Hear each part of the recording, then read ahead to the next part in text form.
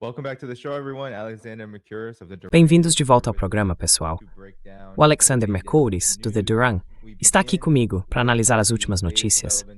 A gente começa com os desdobramentos mais recentes da guerra com o Irã. Os Estados Unidos dizem que estão à beira de uma guerra total com o Irã, apesar de as perdas americanas continuarem aumentando. Agora, segundo autoridades dos Estados Unidos, mais um soldado americano, agora são 2, foi confirmado morto ontem. Um soldado americano morreu no Iraque por causa de um drone que não chegou a explodir, e os restos mortais de outro soldado em uma base americana na Jordânia também foram identificados. E tudo isso acontece enquanto as retaliações iranianas continuam tendo, dá para dizer objetivamente, Alexander, um impacto muito maior do que o que os Estados Unidos estão fazendo. far more impact than what the United States is doing. Here is some of the reports. Esses são alguns dos relatos. O Irã afirmou ter destruído 20 hangares na base de Al-Azraq, na Jordânia, e danificado um avião de transporte americano C-17 e uma aeronave de comando P-8 no aeroporto de Aqaba, que faz fronteira direta com Israel. E até hoje, o Irã estaria disparando contra o Kuwait e o Bahrein. Os ataques do CENTCOM, Alexander, segundo as informações, estão ficando cada vez mais vagos. O comando não divulga números nem detalhes sobre a intensidade dos bombardeios. Eles dizem que estão se vingando pelas mortes dos soldados americanos atingidos por mísseis e drones iranianos. Mesmo assim, parece que essas ações estão enfraquecendo, e há movimentação entre mediadores, especialmente do Catar, tentando forçar um cessar-fogo, enquanto a situação esquenta ainda mais, com o Iêmen anunciando um bloqueio total à Arábia Saudita, porto por porto. Isso tem enormes implicações para o Mar Vermelho. Alexander, ajuda a gente a entender o que está acontecendo. O que você acha desses desdobramentos? And what's going on? What do you make of these developments? Bem, estamos num estado de guerra total entre o Irã e os Estados Unidos. Acho que precisamos deixar isso bem claro. Quer dizer, saiu um artigo, acho que foi no Financial Times, mas com certeza na mídia britânica, dizendo que os Estados Unidos basicamente voltaram ao seu objetivo original na luta contra o Irã, que era a mudança de regime no país. O problema é que eles não conseguem realmente elaborar um plano de como alcançar essa mudança de regime. E, claro, estão lançando esses ataques e investidas contra o Irã. Mas existe uma diferença fundamental entre a forma como os dois exércitos, o iraniano e o americano, são estruturados. O exército americano é configurado exclusivamente para ataques aéreos.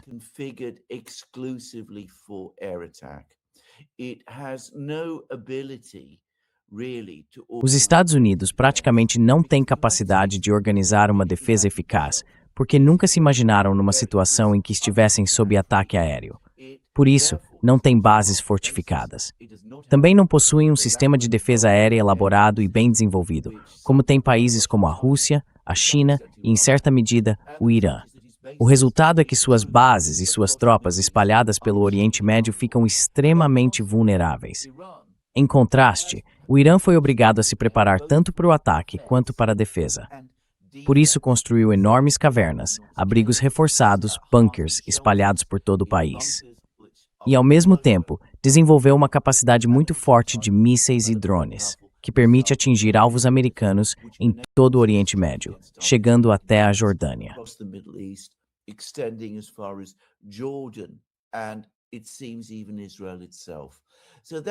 E parece que até o próprio Israel está nessa situação. Essa é a diferença fundamental. E é algo que os Estados Unidos nunca imaginaram de verdade, nem se prepararam para isso. Os Estados Unidos nunca travaram uma guerra na sua história em que não tivesse uma superioridade aérea esmagadora. Agora, se veem numa guerra assim, completamente despreparados. E as forças armadas deles não estão estruturadas para lidar com isso. Então eles atacam o Irã repetidamente, mas esses ataques têm efeito limitado. Enquanto isso, os ataques iranianos contra instalações americanas, como você mencionou, são bem mais eficazes. Matam soldados americanos e obrigam os Estados Unidos a evacuar algumas de suas bases. É uma guerra, sim, mas não parece que os americanos tenham um plano para vencê-la.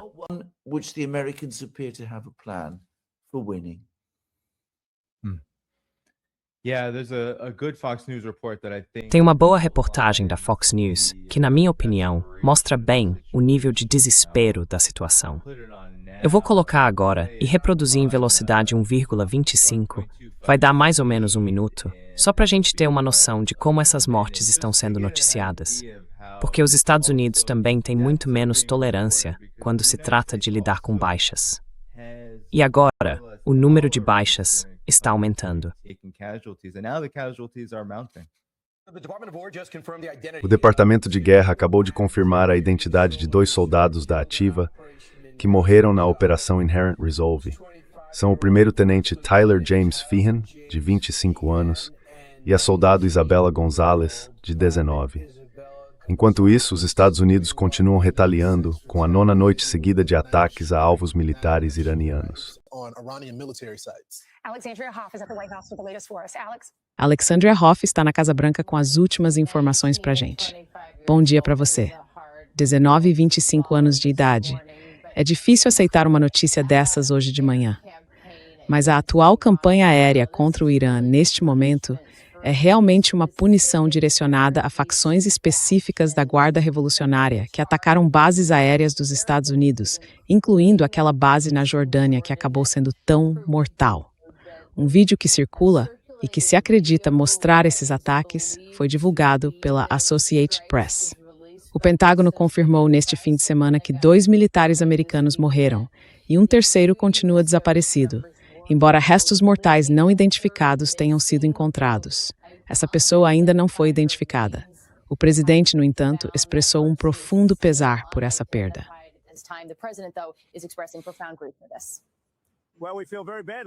Olha, a gente se sente muito mal.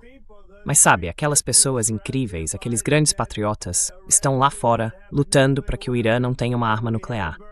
Mas a gente atacou com força de novo essa noite. E fizemos isso em homenagem aos provavelmente 3, sim, provavelmente 3, e não 2, grandes patriotas.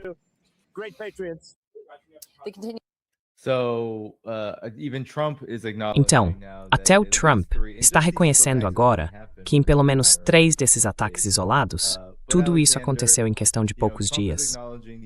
Mas Alexandria, o Trump está reconhecendo essas perdas.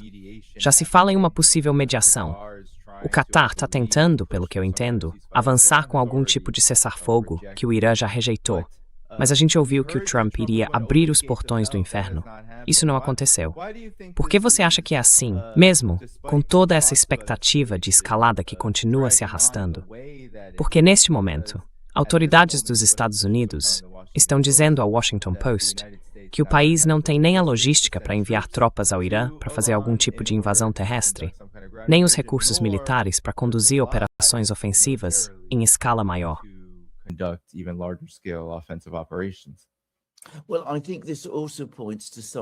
Olha, eu acho que isso também aponta para outra coisa. Quer dizer, eu falei sobre como as Forças Armadas dos Estados Unidos são estruturadas, são configuradas para atacar, não exatamente para se defender. Então elas não estão realmente preparadas nem organizadas para se proteger do tipo de ataque que o Irã vem fazendo. Mas claro, isso nos leva de volta ao problema de fundo de todo o sistema de compras militares americano. A vida dos americanos é levada muito a sério nos Estados Unidos. Eles não gostam de perder seus soldados, mas ao mesmo tempo são claramente muito descuidados com o número de pessoas que matam do outro lado. Se matam centenas ou milhares de pessoas do outro lado, isso tem bem menos peso.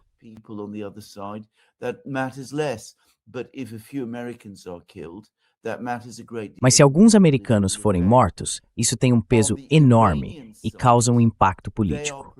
Do lado iraniano, eles estão dispostos a sofrer baixas, porque para eles, essa é uma guerra existencial. É sobre a sobrevivência do país e do próprio sistema político. E claro, eles também têm crenças religiosas que em alguns casos até veem a morte como algo bem-vindo. Então, de novo, é uma diferença fundamental. Mas também temos as questões de armamento e suprimento. E aí entra algo que talvez o presidente Trump nunca tenha entendido completamente. Os Estados Unidos sempre tiveram uma força militar esmagadora em relação a todos os seus adversários. Nunca enfrentaram inimigos capazes de revidar de verdade ou de sustentar uma guerra longa contra eles. against the United States. Now the United States finds itself. Agora, os Estados Unidos se veem em uma guerra longa, e todo o seu sistema industrial de suprimentos não foi feito para isso. Ele não foi projetado para produzir centenas de mísseis por dia, ou milhares de bombas guiadas com precisão diariamente. As aeronaves são caras, complexas de operar e precisam de muita manutenção, em bases bem protegidas e bem equipadas. Esse não é o tipo de guerra para a qual os Estados Unidos estão realmente preparados. Uma guerra desgastante, uma guerra longa de atrito, em que o inimigo simplesmente não desiste, mas continua lutando dia após dia, semana após semana, mês após mês, talvez até ano após ano. Isso não é algo para que os Estados Unidos estejam prontos, nem algo que eles realmente tenham planejado enfrentar.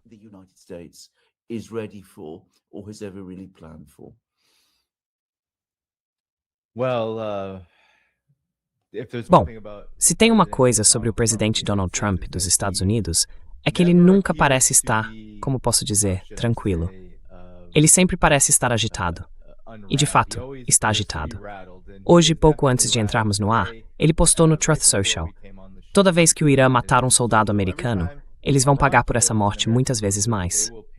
Essa ordem foi repassada ao secretário de guerra, Pete Hegseth, a Daniel Kane, do Estado-Maior Conjunto, e a todos os líderes das Forças Armadas.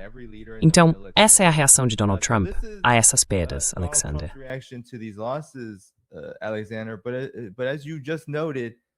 Mas, como você acabou de mencionar, há limitações nisso. E o que a gente tem visto, talvez você possa comentar sobre isso de forma mais ampla, é que, na verdade, os Estados Unidos, apesar de dizerem que vão atacar de forma mais profunda e mais intensa, nesses 9 dias têm se mantido firmes em uma área muito específica, a Costa Sul. O Irã chegou a contestar se esses alvos são realmente legítimos, dizendo que são, em grande parte, civis. Isso acontece principalmente porque o Irã já tinha se preparado para esse tipo de situação. Eles planejaram que a região do Estreito de Hormuz se tornasse um campo de batalha, especialmente depois que declararam controle sobre a área quando o cessar-fogo fracassou.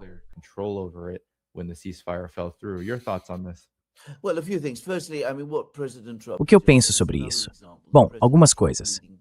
Primeiro, o que o presidente Trump acabou de dizer é mais um exemplo de como ele age por impulso, conduzindo uma guerra de forma emocional, sem pensar nas consequências. Que tipo de ordem é essa? É uma ordem absurda, se a gente parar para pensar. Eles matam um dos nossos, então a gente tem que matar 10 deles? Esse não é o tipo de ordem que um comandante racional dá às suas forças. Um comandante racional dá ordens com o objetivo de vencer. O que ele está fazendo é buscar vingança numa guerra que, no fim das contas, foi o próprio Donald Trump que começou.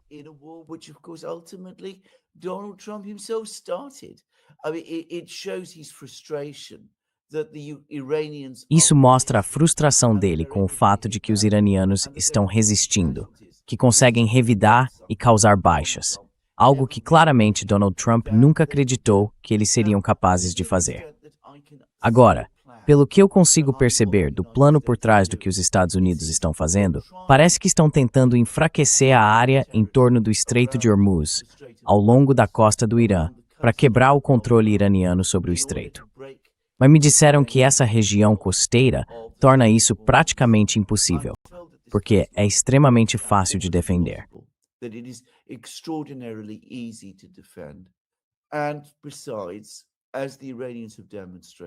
Além disso, como os iranianos já demonstraram, a maior parte das capacidades deles em mísseis e drones é de longo alcance. Então eles não precisam manter baterias de mísseis na costa para combater ou impedir que navios, inclusive navios de guerra, entrem no Estreito de Hormuz. Do ponto de vista militar, essa estratégia parece falha. Se a ideia for preparar o terreno para uma operação terrestre americana contra o Irã, tentando tomar esse território, eu diria que isso também seria extremamente difícil de fazer e levaria muito tempo.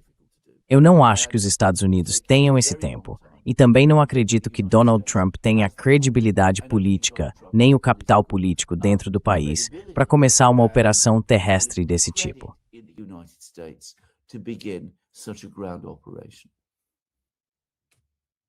Now, I wanted your comments, Alexander, on Agora, another eu queria part ouvir of seus this comentários, war, which is Alexander, now, sobre outra parte dessa guerra, que é, como você sabe, o Ansar Allah, ou como muitos no Ocidente chamam, os Houthis.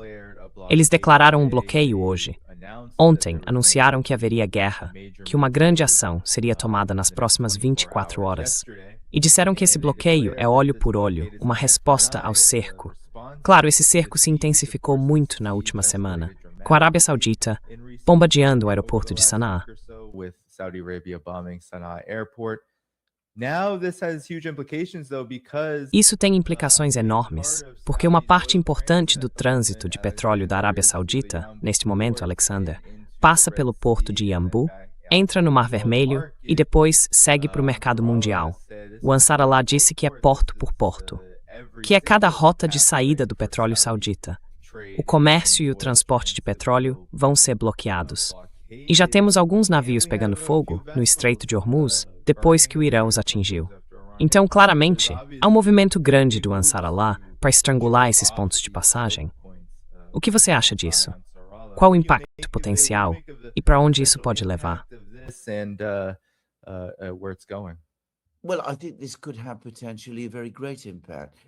Olha, eu acho que isso pode ter um impacto muito grande. O que a gente vê agora é que os Estados Unidos falam em escalada, mas até agora não conseguiram realmente escalar o conflito. Há limites para o que eles podem fazer. Os estoques estão esgotados e continuam se esgotando. Eles não querem usar forças terrestres. Já o outro lado, por outro lado, tem sim capacidade de escalar, e é exatamente isso que estão fazendo. Eles basicamente fecharam o Estreito de Hormuz de novo. E tem essa situação curiosa entre os Houthis e os sauditas. Os sauditas, como você bem disse, bombardearam o aeroporto de Sanaa, uma atitude muito imprudente, insensata, até tola da parte deles. Ao que parece, eles receberam permissão para fazer isso do próprio Trump. Eu fico me perguntando se foi mesmo uma permissão que o Trump deu, ou se ele talvez tenha incentivado o ataque porque estava irritado com uma delegação iraniana ou algum tipo de aeronave iraniana por raios de voando em direção ao Iêmen.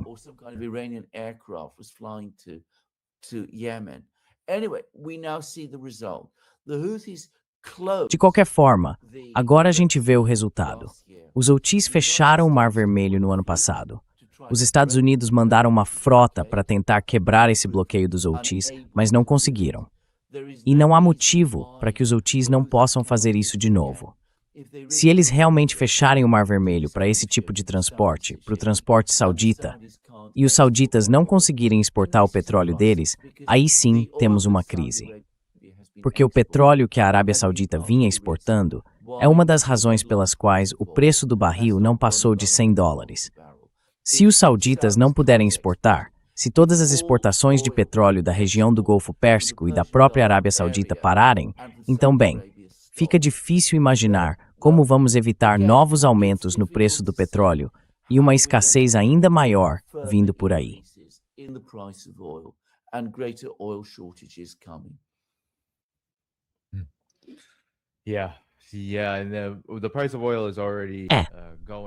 E o preço do petróleo já está subindo.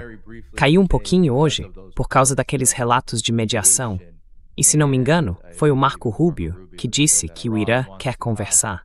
Isso, claro, quase sempre é manipulação de mercado, uma tentativa de baixar os preços. Mas não há nenhum sinal disso, como eu mostrei antes, enquanto você falava, Alexander. Tem navios pegando fogo agora no Estreito de Hormuz. Fica claro que o Irã não tem interesse em abrir mão desse controle. E os Estados Unidos também não parecem dispostos a resolver isso nos termos do Irã. Então, é um verdadeiro dilema. Quais são suas considerações finais sobre isso, antes de a gente seguir em frente?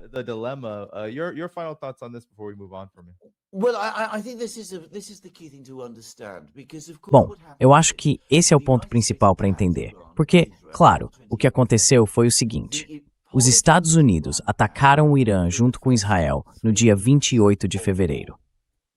A política do Irã, nas 3 primeiras semanas da guerra, era que não haveria cessar-fogo temporário nem suspensão das hostilidades, a menos e até que houvesse um acordo total e completo entre o Irã e os Estados Unidos, cobrindo todas as questões pendentes, e que tomasse a forma, pelo que me lembro, de um tratado, um acordo final. Essa era a posição iraniana. Os iranianos foram convencidos a abandonar essa posição pelo Paquistão, pela China e por outros mediadores. E isso gerou muita controvérsia dentro do Irã. This was very controversial in Iran, but anyway, they were talked out of it. Mas de qualquer forma, eles foram convencidos a desistir disso. Acabaram concordando com um memorando de entendimento com os americanos, que é exatamente o tipo de cessar-fogo temporário que antes tinham dito que não aceitariam. Esse memorando de entendimento estabelecia várias etapas e concessões que os Estados Unidos fariam. Só que os Estados Unidos não cumpriram essas etapas, nem fizeram essas concessões. Então, as pessoas no Irã que diziam que o memorando de entendimento era um erro, que a política inicial de recusar qualquer acordo provisório e insistir que o único acordo que o Irã estaria disposto a fazer seria um acordo completo, final, ratificado como tratado ou algo do tipo entre o Irã e os Estados Unidos, essas pessoas agora se sentem justificadas. They feel vindicated. They will come back and say, well, all of these Eles vão voltar e dizer algo como, olha, todos esses pedidos de cessar-fogo de países como o Catar e logo mais, sem dúvida, do Paquistão. Nós já passamos por isso, já fizemos isso. O que aconteceu? Os americanos tentaram garantir o tráfego de navios pelo Estreito de Hormuz. Eles se aproveitaram das medidas que nós tomamos, mas não deram nada de concreto em troca. Então, desta vez, os iranianos estão dizendo, agora é para valer. Eles estão voltando à política original, aquela que tinham nas 3 primeiras semanas da guerra, e desta vez não vão se deixar convencer a abrir mão dela de novo. O episódio do memorando de entendimento destruiu o pouco de confiança que ainda restava entre o governo Trump e o Irã.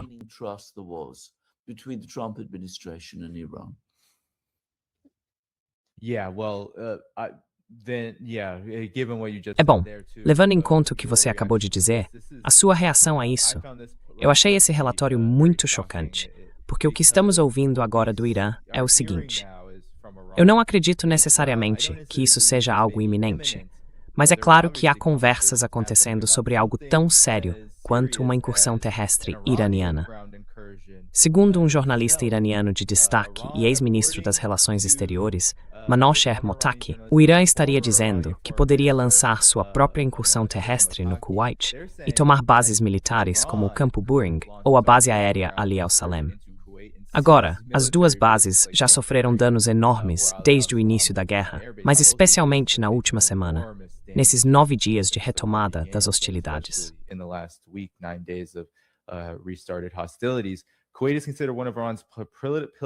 O Kuwait é visto como uma das principais opções políticas do Irã para uma possível incursão terrestre, com o objetivo de tomar 2 bases militares americanas no país. Quer dizer, isso é algo sério. Mesmo que não esteja acontecendo dentro do governo, a gente não sabe se está, sabemos que pessoas muito próximas ao governo estão levantando essa ideia. Isso quase me faz acreditar, Alexander, que até mesmo uma tentativa de operação terrestre pelos Estados Unidos traria riscos muito maiores do que, digamos, o que o Irã tem feito até agora, que seriam, claro, ataques com drones, ataques com mísseis contra posições de tropas americanas, se eles realmente fizessem isso. O que você acha disso? É algo bem fora do comum do ponto de vista histórico. Não é comum a gente ouvir falar de um país que está sendo bombardeado pelos Estados Unidos ou contra o qual os Estados Unidos estão em guerra, tomar uma medida desse tipo em resposta.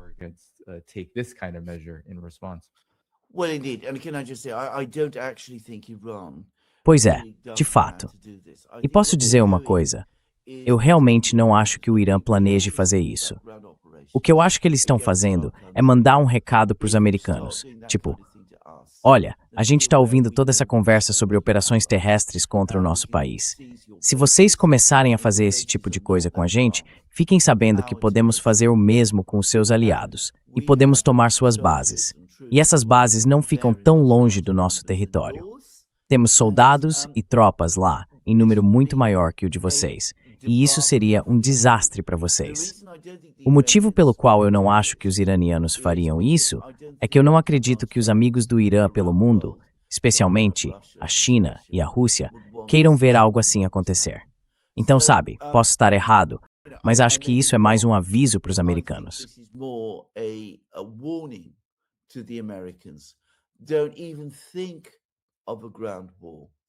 Nem pense em uma guerra terrestre.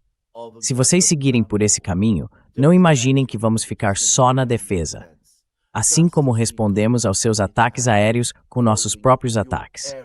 Então, se houver uma guerra terrestre, uma invasão por terra ao nosso país, nós vamos revidar com invasões terrestres contra os seus aliados. E nem por um segundo achem que não temos capacidade para fazer isso.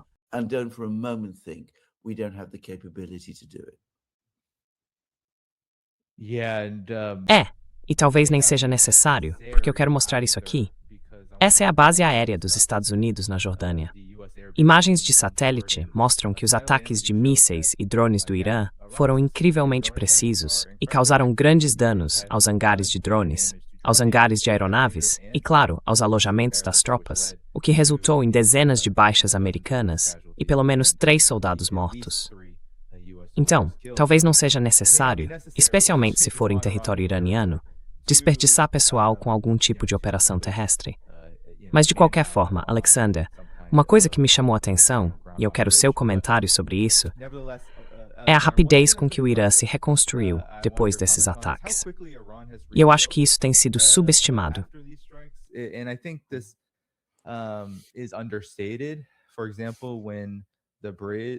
Por exemplo, quando a ponte, quer dizer, não a ponte, a ferrovia que ligava o Irã à China, passando pelo Turcomenistão, foi bombardeada, eu acredito que o Irã conseguiu colocar tudo de volta em funcionamento em poucos dias, talvez em um dia, ou até em algumas horas.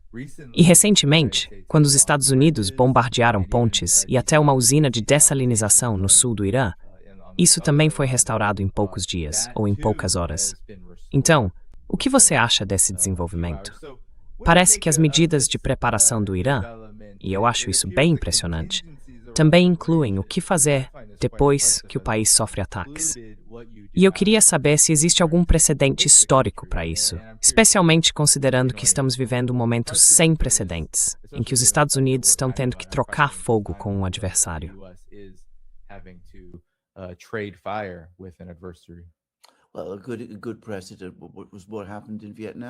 Bom, um bom precedente foi o que aconteceu no Vietnã, aliás.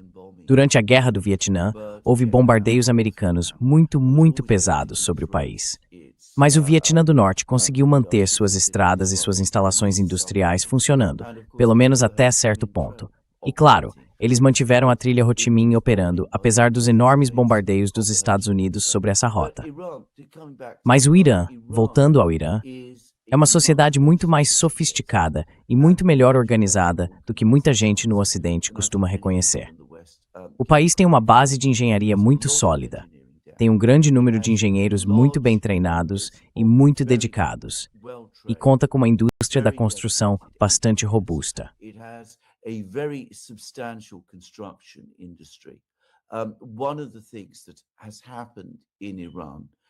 Uma das coisas que aconteceram no Irã, desde a Revolução Islâmica de 1979, é que eles colocaram em prática um grande programa para modernizar e expandir a infraestrutura do país.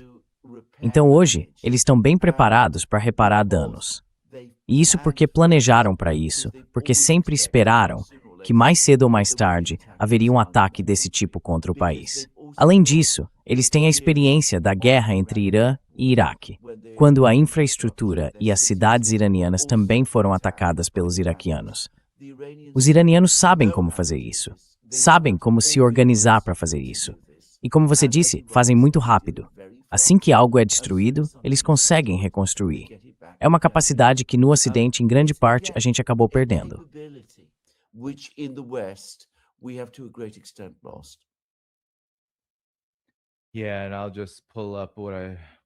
Certo. Eu vou abrir aqui o que encontrei enquanto você falava. Pronto, achei. Isso vem do ministro de Energia do Irã. É sobre a usina de dessalinização Bunji, em Jask. Ela foi totalmente restaurada em menos de 48 horas depois de ter sido atingida por um míssil.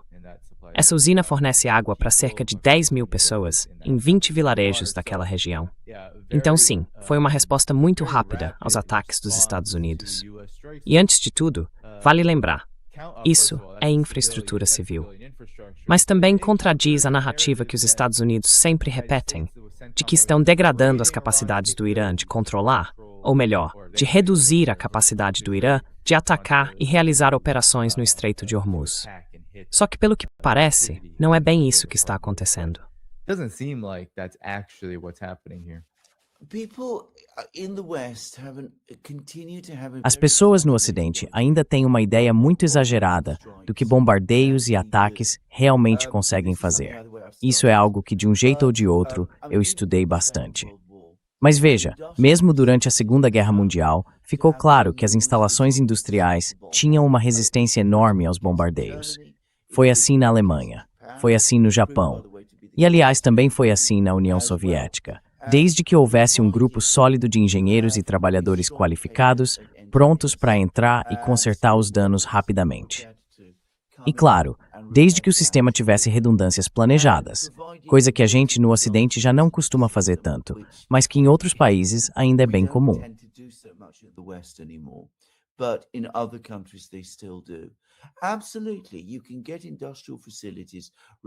Com certeza. Instalações industriais podem ser consertadas e voltar a funcionar muito rápido. O mesmo vale, aliás, para as refinarias na Rússia.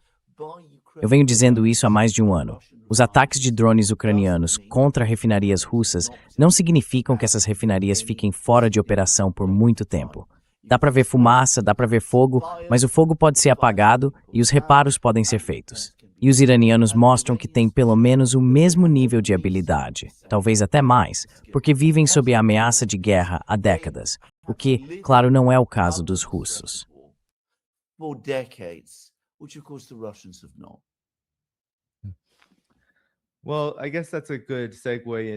Bom, acho que isso é um bom gancho para perguntar, Alexander. O que está acontecendo em relação ao conflito na Ucrânia? Porque houve uma notícia bem grande, saiu no Moscow Times, que é um veículo bem crítico ao governo russo, se é que dá para chamar assim, dizendo que cerca de 400 drones foram lançados contra a Rússia ontem pela Ucrânia. Inclusive contra uma varejista, eu nem sabia disso, uma empresa privada chamada Wildberries, onde 8 pessoas morreram e 70 ficaram feridas. O prejuízo econômico pode chegar a 100 bilhões de rublos, o que dá mais ou menos 1 bilhão e 300 milhões de dólares. Isso tem acontecido com frequência agora. A Ucrânia enviando centenas de drones, especialmente depois dos ataques russos, que voltaram a atingir Odessa e Kiev nos últimos dias. Fala um pouco sobre o que está acontecendo nesse conflito e talvez, se você vê algum paralelo com o que está acontecendo nessas duas guerras, porque muitas vezes elas parecem desconectadas uma da outra. They're often disconnected from each other. Sim, são sim. Bom, antes de tudo, deixa eu explicar o que é a Wildberries.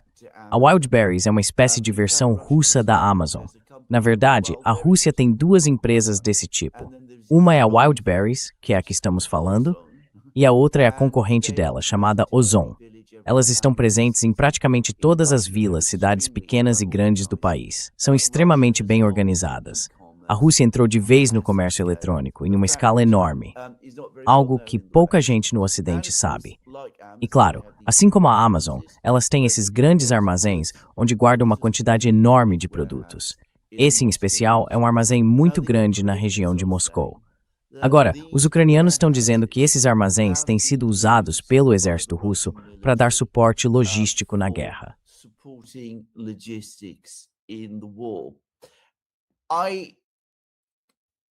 Eu não posso afirmar com certeza se isso é verdade ou não, porque, obviamente, eu nunca visitei esses armazéns. Mas, pessoalmente, acho isso extremamente improvável. Os russos têm o próprio sistema logístico militar, que é muito bem protegido. Eu não entendo por que eles usariam armazéns na região de Moscou para apoiar operações na Ucrânia. E se você conhece um pouco como a Wildberries funciona, você também teria a sensação, e eu realmente tenho, de que isso é muito improvável.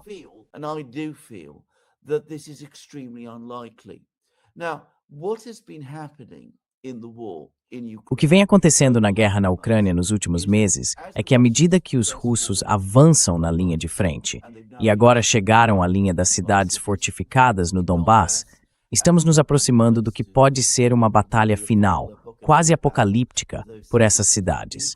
Os ucranianos têm tentado dar destaque a uma espécie de ofensiva com drones que eles mesmos estão conduzindo contra a Rússia.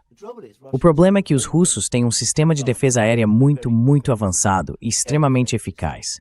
A maioria dos drones, quando ataca instalações como refinarias ou bases militares, acaba sendo abatida. E os ataques às refinarias, em si, causam apenas um certo nível de dano. Do only a certain amount of damage, but Ukraine having invested so much.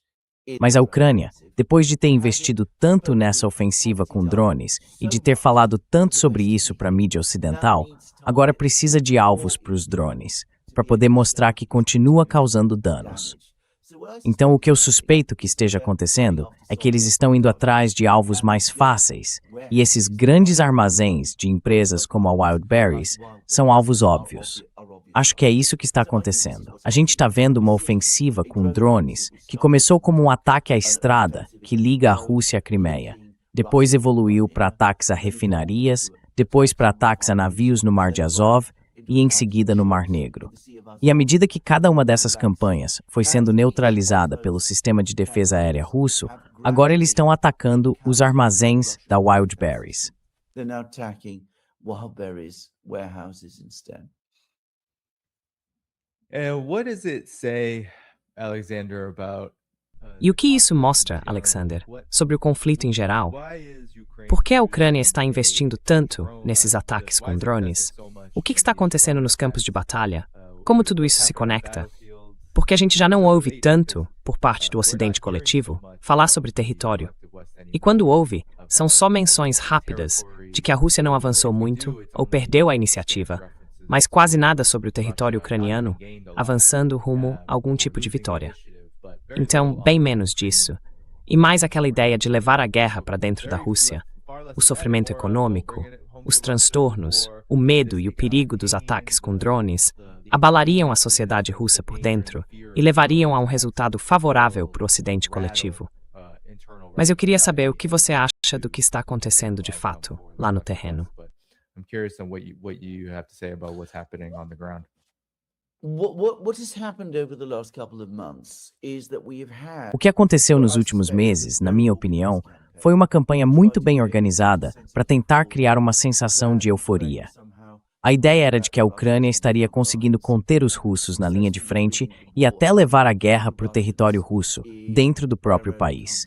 E por causa disso, os russos estariam em desvantagem, enquanto os ucranianos teriam retomado a iniciativa. Agora, para mim, cada parte dessa narrativa está errada. Na linha de frente, os russos continuam. Voltaram recentemente Konstantinivka, que é uma cidade grande no Donbass. Konstantinivka, which was a big city in Donbass. It's the second biggest city that the Russians have É a segunda maior cidade que os russos capturaram desde o início da chamada Operação Militar Especial, e é uma das cidades importantes nessa linha de cidades fortificadas no Donbass. Os russos também têm avançado bastante em outras áreas. E talvez o mais preocupante para os ucranianos seja que eles estão ampliando de forma significativa o território que controlam no nordeste da Ucrânia. Embora essa região não seja exatamente próxima de Kiev, isso é para colocar o russo uma posição em que se pode decidir que tem um ponto e um small está nesse aqui Kiev.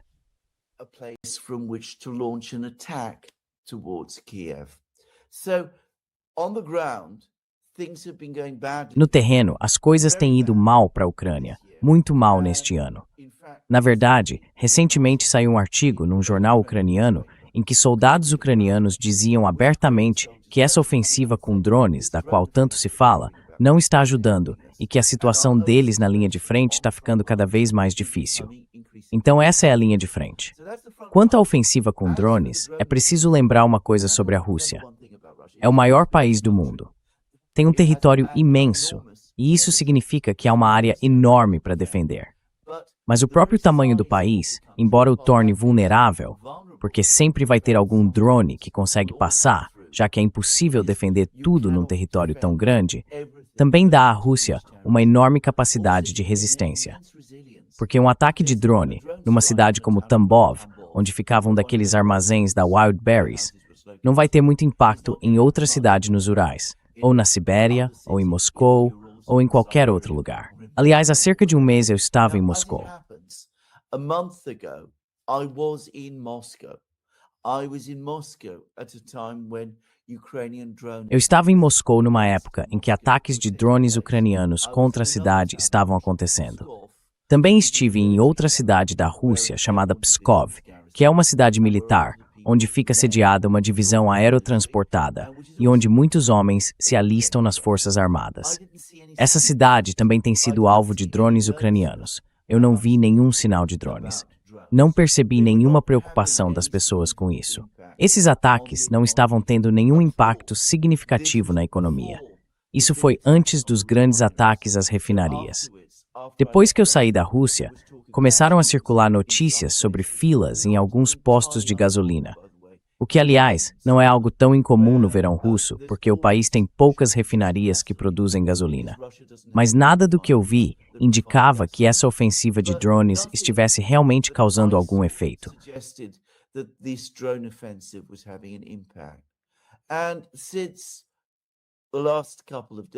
Nos últimos dias, eu tenho conversado com algumas pessoas na Rússia e elas me disseram que, em Moscou e nas grandes cidades, a situação da gasolina melhorou. A gasolina voltou a estar disponível e o problema, de modo geral, foi resolvido. Então, se você lança centenas de drones contra a Rússia, é inevitável que alguns consigam passar. Mas o dano que eles causam é muito pequeno. E isso, com certeza, não vai mudar o cálculo do Kremlin. Não vai fazer com que eles mudem sua política, nem vai assustar o povo russo a ponto de se voltar contra o Kremlin.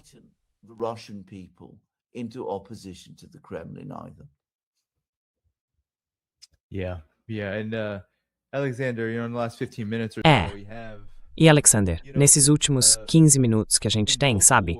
Em qualquer guerra, a conversa imediata sobre uma possível interrupção das hostilidades é sempre sobre um cessar-fogo. Mas agora, não só nunca houve, quer dizer, realmente nunca houve, um cessar-fogo no conflito da Ucrânia, tirando aqueles bem curtos para marcar alguns feriados e coisas assim. Mas no caso do Irã, claro, teve aquele período do memorando de entendimento. E claro, o que aconteceu depois da guerra de 12 de junho? After the 12-day war in June, but is the era of a ceasefire? Mas será que a era dos cessar-fogos acabou quando a gente fala desses conflitos? Sim. E aí, como é que as guerras, especialmente quando envolvem os Estados Unidos, que ainda são, de muitas formas, a potência hegemônica, como é que o fim de uma guerra se parece quando os Estados Unidos continuam sendo essa potência e estão praticamente 100% comprometidos com a guerra, não importa o custo? Acho que a gente tem visto isso repetidas vezes. Você mencionou todos os custos no conflito com o Irã. Dá para apontar os custos na guerra da Ucrânia também, e acho que de forma bem clara. Mas mesmo assim, ela continua.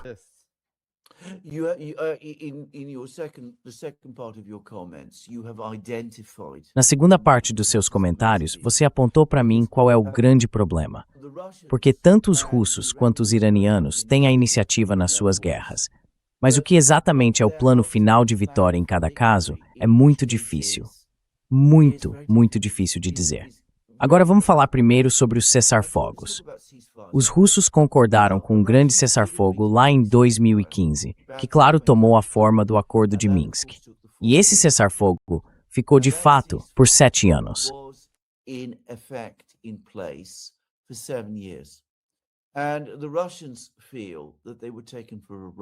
E os russos sentem que foram enganados, que houve um cessar-fogo acordado no momento em que eles tinham a iniciativa e a vantagem, e que o único efeito desse cessar-fogo foi dar aos ucranianos a chance de se rearmar e se reequipar. E os ucranianos nunca cumpriram a parte deles no acordo. Quer dizer, eles nunca fizeram nada do que o Acordo de Minsk exigia que fizessem.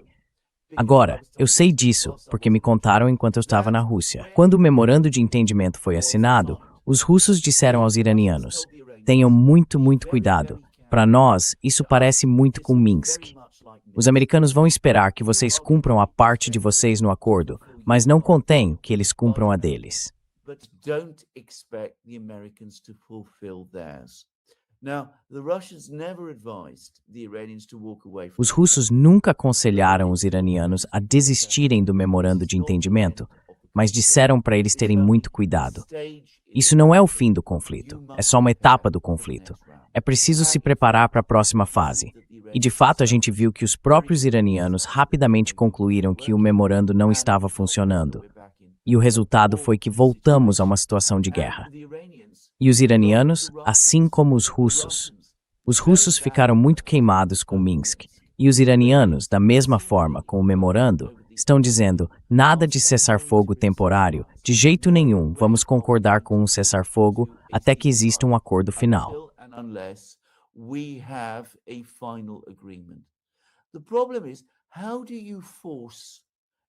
O problema é, como forçar um país como os Estados Unidos, uma superpotência global, o hegemon, como você chamou, a aceitar um acordo completo nos seus termos? Não dá para derrotar o país de um jeito que permita impor suas condições aos americanos, como os aliados impuseram aos alemães em Versalhes em 1919. Quer dizer, isso simplesmente não vai acontecer.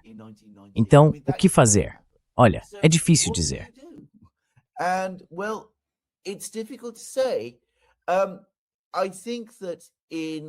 Eu acho que no caso da Ucrânia, os russos realmente acreditavam que havia uma chance de que se eles conquistassem o Donbas, e talvez as outras duas regiões, Zaporizhia e Kherson, isso seria suficiente para fazer os americanos caírem em si e aceitarem um acordo de paz de longo prazo sobre os sistemas de segurança na Europa e na própria Ucrânia, que é o que os russos vêm querendo há muito tempo. Mas eu acho que eles basicamente já perderam a esperança disso. E aí surge a pergunta: o que eles vão fazer após Donbass, Kherson e Zaporizhia, se não houver nenhum acordo?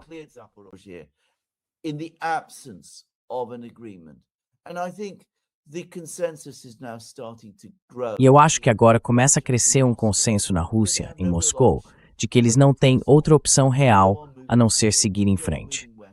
Continuar avançando, continuar indo para o oeste, até Kiev, até o rio Dnieper e talvez, se for preciso, além do Dnieper.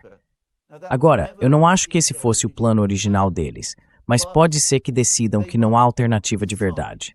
Já com o Irã, a situação é ainda mais complicada, porque o Irã não é um país tão poderoso quanto a Rússia. Então, o que o Irã pode fazer? Bem, ele pode forçar os Estados Unidos a saírem de suas bases no Golfo Pérsico.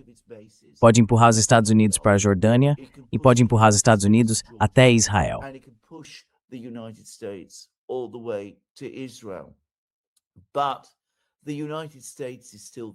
Mas os Estados Unidos ainda estão lá. Ainda tem uma força naval enorme. Ainda tem recursos gigantescos. Ainda podem impor custos econômicos pesados, devastadores ao Irã. Então, o que o Irã faz? Eu acho que, mais uma vez, os iranianos provavelmente estão pensando o seguinte: vamos entrar numa confrontação muito longa, muito arrastada com os Estados Unidos. O que precisamos fazer, depois de empurrar os americanos para fora da nossa região imediata, é estabilizar a nossa economia. E isso significa buscar apoio dos nossos novos amigos na China e na Rússia. Até agora a gente vinha sendo cauteloso com isso, mas na verdade, essa é a nossa única opção.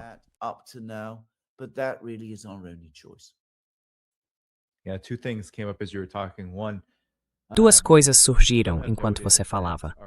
Primeiro, alguns observaram que a forma como o Irã tem conduzido seus próprios ataques contra bases americanas tem sido bem calculada.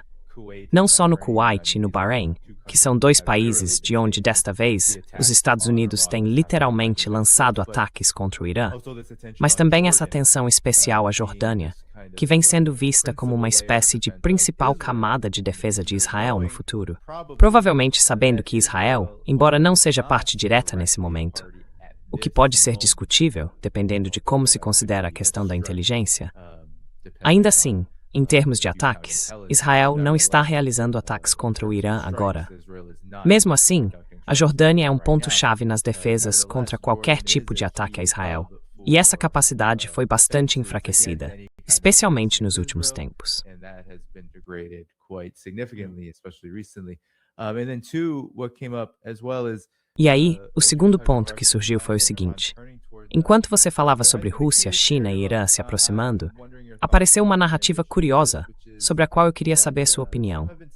É a ideia de que a China talvez tenha pressionado o Irã, por meio do Paquistão, a chegar a um acordo, talvez reduzir as hostilidades ou até limitar o alcance da retaliação contra os ataques dos Estados Unidos.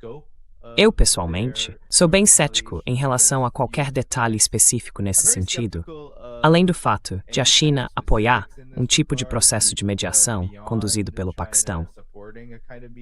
Mas queria ouvir o que você pensa, porque, embora a China claramente tenha interesse em estabilidade, é muito difícil encontrar evidências de que ela realmente se envolva em questões militares em qualquer parte do mundo, muito menos de forma direta. E muito menos nesse conflito tão grande. Talvez uma última major conflict, maybe the biggest one in the world right now. I think it is well established that China did put pressure on Iran. Eu acho que está bem estabelecido que a China realmente pressionou o Irã a aceitar o memorando de entendimento, a aceitar o cessar-fogo que foi alcançado em abril e depois disso a seguir adiante e concordar com o memorando. E há motivos para isso. Primeiro, motivos econômicos. A China tem boas relações com a Arábia Saudita, com outros países do Golfo Pérsico e também com o próprio Irã. Ela importa petróleo do Golfo Pérsico e quer que o fluxo de energia continue. Além disso, a China não gosta de bloqueios, especialmente bloqueios marítimos. Não gosta de situações como o fechamento do Estreito de Hormuz, porque se ele for fechado, isso cria um precedente. Talvez um dia o Estreito de Malaca também seja fechado, ou até o Estreito de Taiwan.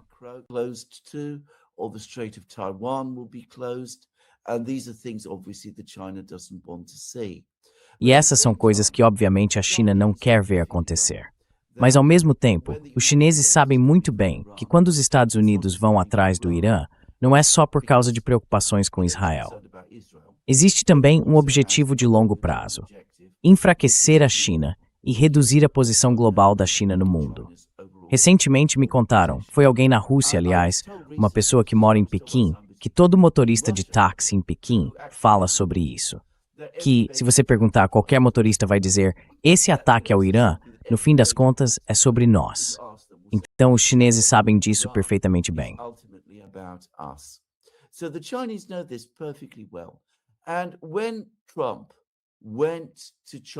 E quando Trump foi à China, em março, e se encontrou com Xi Jinping, ficou absolutamente claro que os chineses não estavam dispostos a ajudar os americanos no Golfo Pérsico.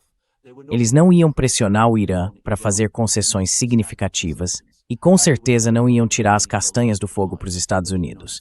E eu acho que essa vai continuar sendo a posição deles. Então, se essa situação se prolongar, eu acredito que o Irã vai, pelo menos num primeiro momento, buscar laços econômicos mais próximos com a Rússia, porque a Rússia está mais perto. Já existem relações econômicas entre os dois. Há conversas sobre criar um corredor norte-sul pelo Mar Cáspio para levar mercadorias ao Irã, e eu acho que à medida que isso avançar, a gente vai ver os chineses se envolvendo também.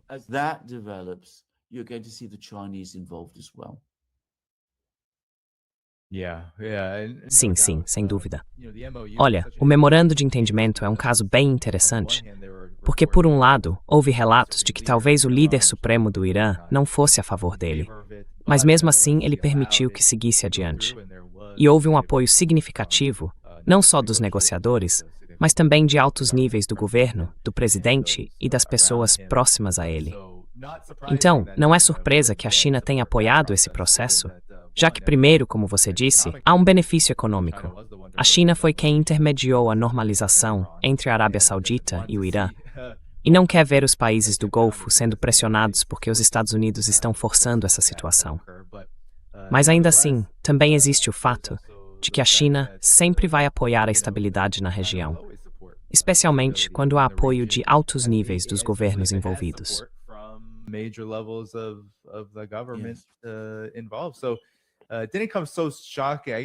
Então, não foi algo tão chocante assim. Acho que não me surpreendeu tanto saber que a China poderia estar por trás disso. Mas, antes de encerrar o programa, Alexander, Queria ouvir seus comentários finais. Tem também uma mudança curiosa acontecendo. Não sei se foi só um caso isolado, um único dia, mas nada disso acontece de um dia para o outro. Enquanto a guerra com o Irã continua, o Trump vem fazendo um tipo de mudança interna, um movimento político dentro dos Estados Unidos, agora em direção a um cenário de China Gate.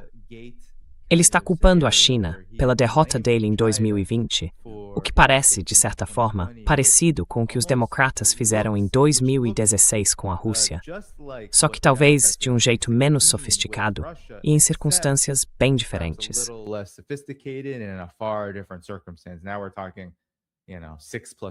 Agora a gente está falando de mais de 6 anos, depois de uma eleição, e não logo em seguida, nem naquele embalo de uma narrativa como Rússia, Rússia, Rússia, o tal do Russiagate.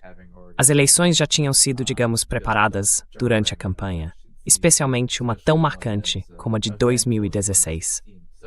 Então, o que você acha disso? É uma mudança bem curiosa, considerando que o Trump tentou tirar um pouco o foco da China, sem realmente mudar a política, mas diminuindo a ênfase, principalmente depois da conversa com Xi Jinping que você mencionou. Especially after the talk with Xi Jinping that you referenced. Yeah.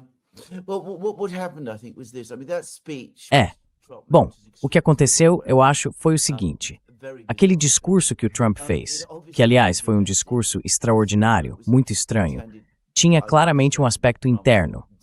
Acho que a intenção era fortalecer a posição política dele dentro dos Estados Unidos e consolidar o apoio entre sua base eleitoral. Parte desse grupo ainda se sente muito ressentida com a eleição de 2020 e alguns não gostam da China. Mas eu também acho que isso mostra que a tentativa do próprio Trump de conquistar os chineses, como ele esperava, não deu certo. Ele foi a Pequim, se encontrou com Xi Jinping e a reunião foi cheia de gentilezas, como sempre acontece quando autoridades estrangeiras visitam a China. Whenever foreign dignitaries go to China, they're always treated very politely. Eles sempre são tratados com muita cortesia, mas nada de concreto saiu daquela reunião. A China não cedeu 1 milímetro em nada. Não cedeu 1 milímetro na questão das terras raras. Eu li outro dia um artigo grande no Financial Times sobre as restrições bem rígidas que a China impôs agora às exportações de terras raras, e sobre como eles estão tentando garantir que, quando exportam, esses materiais não cheguem ao complexo militar industrial e não entrem no processo de produção militar. Os chineses não recuaram nisso, não fizeram grandes concessões econômicas e também não assinaram nenhum contrato importante com os vários empresários americanos que foram junto com o Trump.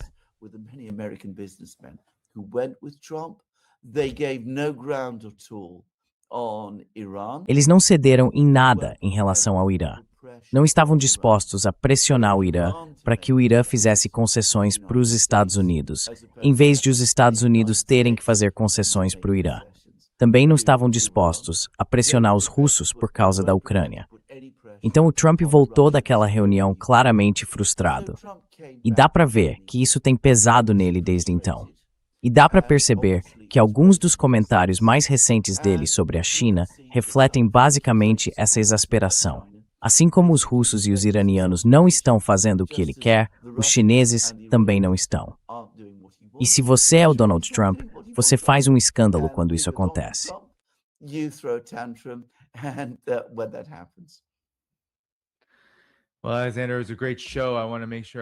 Bom, Alexander, foi um ótimo programa. Quero lembrar todo mundo de clicar no botão de curtir antes de a gente encerrar e também de dar uma olhada na descrição do vídeo, onde dá para encontrar o seu programa no YouTube, além do The Duran, que você também co-apresenta e organiza. O trabalho de todos nos 2 canais é fundamental para entender o que está acontecendo na Ucrânia, no Irã e, de forma geral, na geopolítica. Então, pessoal, não esqueçam de curtir o vídeo. Se ainda não se inscreveram, se inscrevam no canal. Todos os links para ver o trabalho do Alexander e para apoiar esse canal estão na descrição do vídeo. Alexander, você quer deixar alguma mensagem final para o público antes de a gente encerrar? Alexander, do you have any final words for the audience before we head out of here? Eu acho que o ponto mais importante foi aquele que você mencionou durante o programa, que imaginar um caminho para encerrar uma guerra com os Estados Unidos, ou alcançar uma vitória sobre os Estados Unidos é algo muito difícil, tanto para os iranianos quanto para os russos. E isso significa duas coisas. Primeiro, que provavelmente vamos continuar nessa situação por muito tempo. Nenhum dos dois conflitos vai ser resolvido rapidamente. E segundo, que o risco de uma escalada maior, nos dois casos, está presente. Tenho certeza de que vamos ver muito mais escalada em ambos os conflitos nos próximos meses.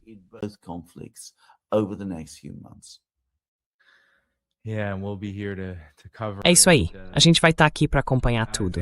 Alexander, muito obrigado mais uma vez.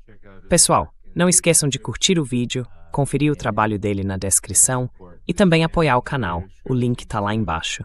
Eu volto amanhã e conto para vocês o que tá acontecendo. Beleza, gente? Até amanhã. Se cuidem. Tchau, tchau. See you tomorrow. Take care. Bye-bye.